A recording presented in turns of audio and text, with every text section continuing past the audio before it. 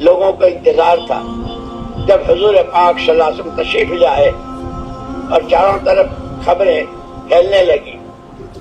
گاؤں والے جو لوگ ہوتے ہیں بیچارے وہ زیادہ لپن چھپن میں نہیں پڑتے. ان کے یہاں تو دادا مر گئے, ہاں وہ بیمار تھے مر گئے. کوئی گاؤں والے نہیں کہتے بلڈ پریشر بہت ہائی ہو گیا تھا اور شوگر بہت بڑھ گئی تھی اور یوں وہ نہیں جاتے ہوتے شہر والے سب. جیسے ہی گاؤں والوں نے سنا تو دیہات سے لوگ امنڈ آئے. آپ کے آنے کو اللہ قبول فرمائے. جیسے اجتماع کی تاریخ سنی اور آئی آپ فوراً امنڈ آئے, اللہ قبول فرمائے. لیکن جب آئے اور آتے ہی ان لوگوں نے دیکھا کہ حضور پاک صلی اللہ علیہ وسلم تشریف فرمائے.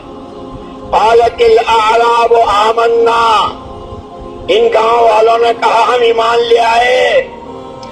جبریل امین علیہ السلام آئے. قل لم تؤمنوا ولكن قولوا اسلمنا ولما يدخل الايمان في قلوبكم. پیارے نبی آپ ان سے کہیے کہ ابھی ایمان نہیں لائے ہو.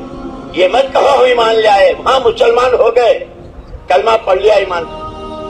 ابھی ایمان اپنی حقیقت کے ساتھ دل کی گہرائی میں نہیں اترا. فوراً کہہ دیا. اسی لیے ایک ہے بول, ایک ہے تصویر اور ایک ہے حقیقت. 7 منزلہ بلڈنگ یہ بولے اور بن گئی ہیں, بن گئی. لکھپتی, کروڑ پتی, ارب پتی ہو گئے, یہ تو بول ہے. بہت بڑے پیپر پر, بہت بڑے کاغذ پر, بہت بڑے کپڑے پر 7 منزلہ بلڈنگ کی تصویر بنائی.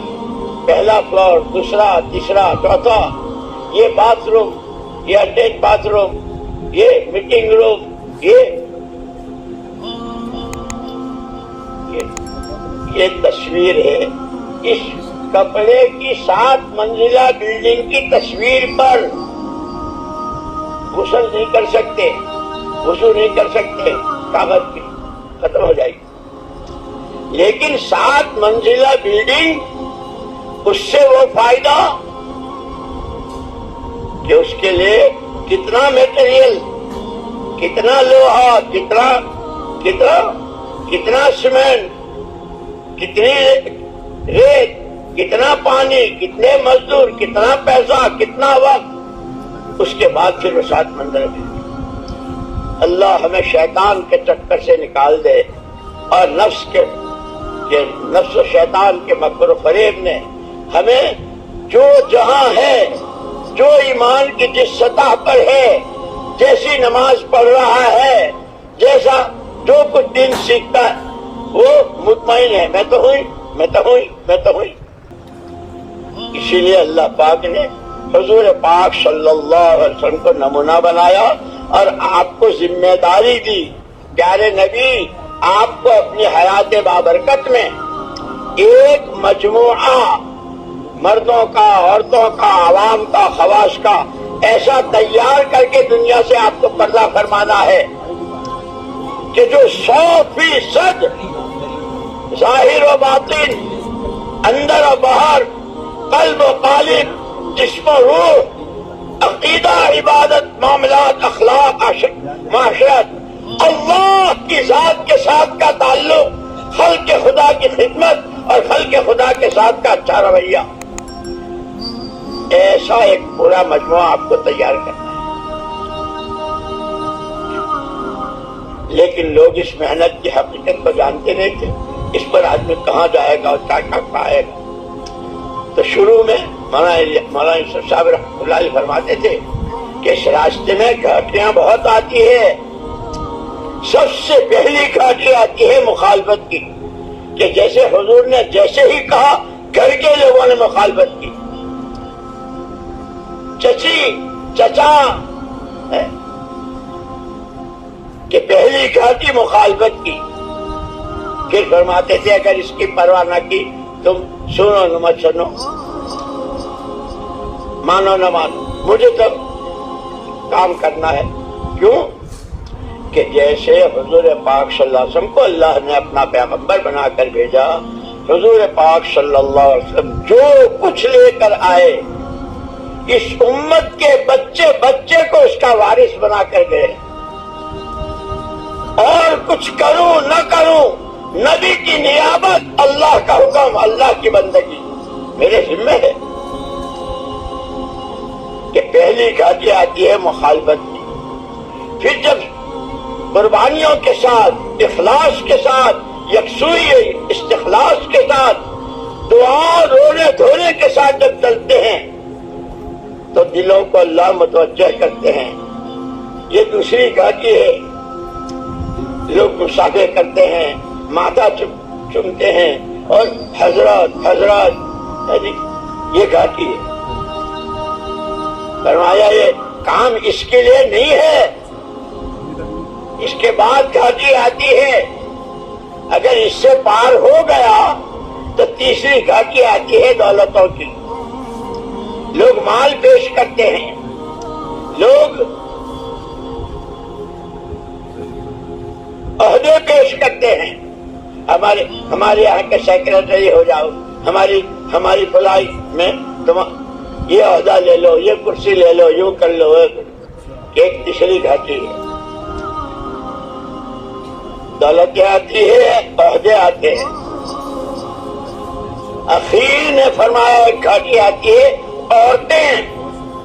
عورتیں پیش کرتے ہیں, میری بیٹی سے, میری نواسی سے, میرے بھائی کی بیٹی سے. گھاٹیاں آتی ہیں بہت. اور یہ ساری گھاٹیاں سب سے پہلے محمد الرسول اللہ صلی اللہ علیہ وسلم کی حیات بابرکت میں وہ آئے اور کہنے لگے کیا چاہتے ہیں؟ سردار بننا چاہتے ہیں, بغیر الیکشن کے ہم آپ کو بنا دیتے ہیں. دولت چاہتے ہیں, سارے عرب کی دولت اکٹھی کر دیتے ہیں. حسینائیں اور خوبصورت عورتیں چاہتے ہیں تو یہ ساری پیش کر دیتے ہیں. جو وہ آپ نے فرمایا کہہ چکا, تو کہہ چکا, سن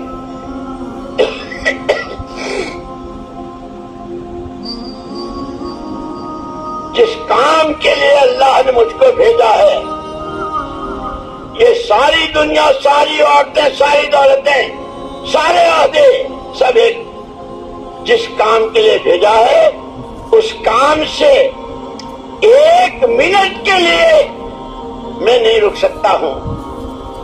مجھے اللہ نے اس کام کے لیے بھیجا. یہ سیرت مبارکہ اور حضور کی سیرت کے واقعات میری سب سے پہلے اور آپ کی پوری امت کی رہبری ہے, تعلیم ہے.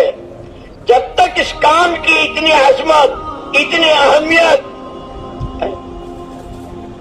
کہ میں کون ہوں, کہ بندہ اللہ کا ہوں, امتی نبی کا ہوں, مقصد زندگی اللہ کو راضی کرنا ہے. اس چھوٹی سی عمر کے بعد آخرت کی ہمیشہ کی زندگی ہے وہ بنانی, اس کے لیے یہ محنت ہے. اس لیے جب تک اس محنت, مولانا یوسف صاحب رحمۃ اللہ علیہ فرماتے تھے, جب تک اس کام کی عظمت, اس کی اہمیت دلوں میں نہیں اترے گی, تم اپنا وقت بڑھانے کے لیے تیار نہیں ہوگے. آیا تو میں اجتماع میں شریک ہو گیا اور بیان سن لے اور یہ ہو گیا. ارے یہ کاہے کے لیے سنا؟ یہاں تو جو بات ہوتی ہے ہماری ہر مجلس تشکیل کی, ہماری ہر مجلس کے بعد تشکیل ہے, اور یہ اوپر سے ہے.